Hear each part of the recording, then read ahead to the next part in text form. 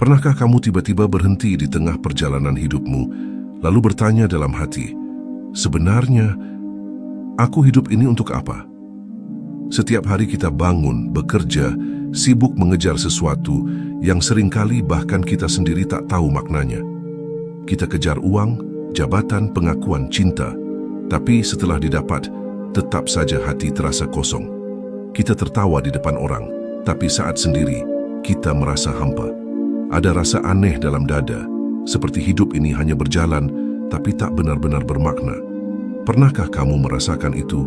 Rasa sepi di tengah keramaian, rasa jenuh meski semua terlihat baik-baik saja. Mungkin karena kita lupa bertanya pada diri sendiri, untuk apa aku diciptakan? Dan apa tujuan sejati hidup ini menurut Sang Pencipta? Sebab, jika tujuan hidupmu hanya sebatas dunia, maka ketika dunia mengecewakan, kamu pun akan kehilangan arah.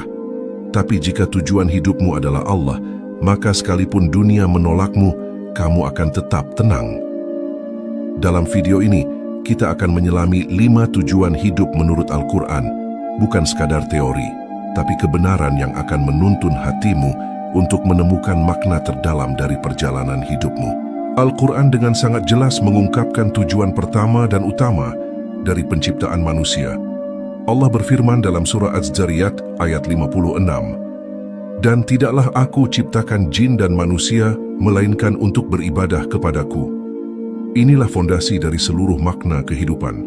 Kita hidup bukan untuk mengejar dunia, bukan untuk sekadar bertahan hidup, tapi untuk mengenal dan menyembah Allah dengan sepenuh hati.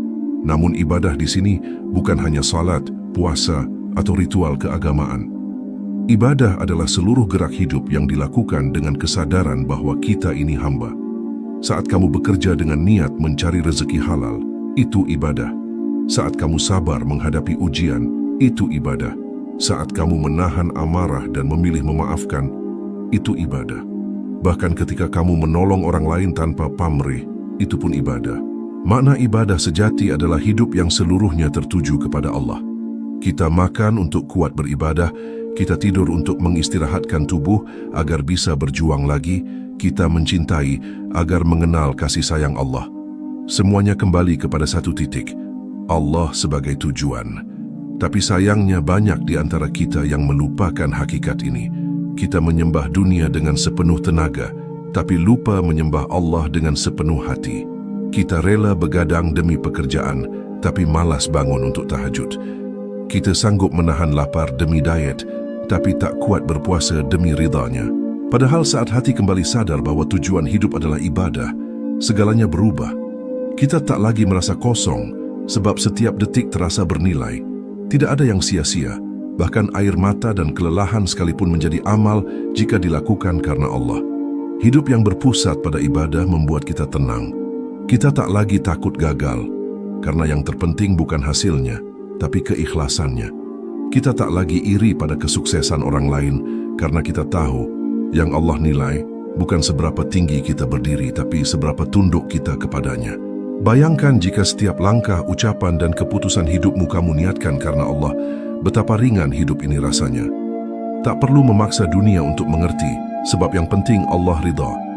Hidup seperti itu membuatmu tak lagi terombang-ambing oleh pujian dan cacian. Karena kamu tahu, kamu hanya ingin menyenangkan satu zat, Allah, Tuhan yang menciptakanmu. Dan disitulah awal dari ketenangan sejati, ketika hidupmu tak lagi berputar di sekitar ego, tapi berpusat pada ibadah. Maka tanyakan pada dirimu malam ini, apakah aku sudah benar-benar menjadikan Allah sebagai tujuan dari hidupku? Jika belum terlambat untuk memulainya. Sebab Allah selalu membuka pintu bagi siapapun yang ingin kembali. Mulailah dari hal kecil, salat tepat waktu, jujur dalam pekerjaan, menahan lisan dari menyakiti orang lain. Itulah ibadah-ibadah kecil yang menuntun kita menuju makna hidup yang besar. Ingatlah, hidup tanpa ibadah hanyalah gerak tanpa arah. Tapi hidup dengan ibadah adalah perjalanan menuju cinta Allah. Dan disitulah segala lelah menjadi indah. Tujuan hidup yang kedua menurut Al-Quran adalah menjadi khalifah di bumi, yakni wakil Allah yang bertugas menjaga, mengatur, dan menebarkan kebaikan di dunia. Allah berfirman dalam surah Al-Baqarah ayat 30, "Sesungguhnya aku hendak menjadikan seorang khalifah di muka bumi." Ayat ini bukan hanya kisah tentang Nabi Adam, tapi juga panggilan untuk setiap manusia. Kita semua diciptakan bukan sekadar untuk hidup dan mati, tapi untuk meninggalkan jejak kebaikan selama masih diberi waktu. Menjadi khalifah berarti memikul tanggung jawab besar. Bukan hanya soal kekuasaan, tapi soal amanah. Amanah untuk memelihara bumi, menjaga sesama dan menegakkan nilai-nilai Allah dimanapun kita berada. Kita adalah penjaga kehidupan, bukan perusaknya. Tapi lihatlah betapa sering manusia lupa akan perannya. Kita merusak alam atas nama kemajuan, menipu atas nama keuntungan, berbuat zalim atas nama kebebasan. Padahal, setiap langkah kita akan dimintai pertanggungjawaban di hadapan Allah. Sebagai khalifah, tugas kita bukan hanya bekerja dan mencari nafkah, tapi bekerja dengan niat menebarkan manfaat. Khalifah sejati bukan yang berkuasa di mata manusia, tapi yang bertanggung jawab di hadapan Allah. Kamu mungkin bukan pemimpin negara, tapi kamu bisa jadi pemimpin bagi dirimu sendiri. Kamu bisa jadi khalifah di rumahmu, di pekerjaanmu, bahkan dalam lingkaran kecil pertemananmu. Menjadi khalifah berarti membawa cahaya dimanapun kamu berada.